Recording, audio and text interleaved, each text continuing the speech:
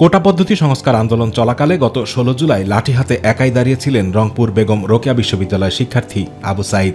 সামাজিক যোগাযোগ মাধ্যমে ছড়িয়ে পড়া ভিডিওতে উঠে আসে পুলিশের গুলিতে গুরুতর আহত হয়ে মাটিতে লুটিয়ে পড়েন তিনি। হাসপাতালে নেয়ার পর দেখা যায় তার বুকে পেটে অসংখ্য ছররা গুলির ক্ষত। সকল ভয়ভীতি উপেক্ষা করে বন্দিশালার শিকল ভেঙে ছাত্র আন্দোলনে প্রথম প্রাণ দেন আবু সাঈদ।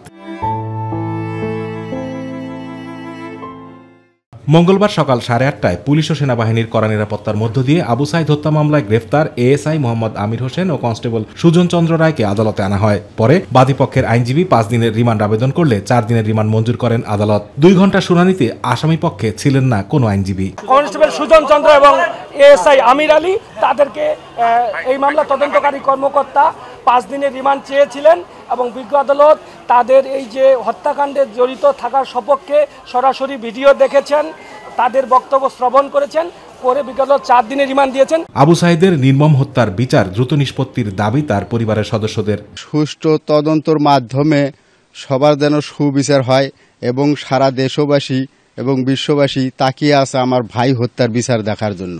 ওখানে যারা আবু সাঈদ হত্যাকাণ্ডের সাথে সম্পৃক্ত ছিল তাদের মাধ্যমে বের করে আনবে ওই রিমান্ডের মাধ্যমে, এটা আমরা আশাবাদী। এর আগে সোমবার বিকেলে এএসআই আমির আলী ও পুলিশ কনস্টেবল সুজন চন্দ্র রায়কে গ্রেপ্তার করে পিবিআই। আবু সাঈদ হত্যার ঘটনায় এখন পর্যন্ত মামলা হয়েছে 2টি। আতিকুর রহমান তিতাস, মাই টিভি।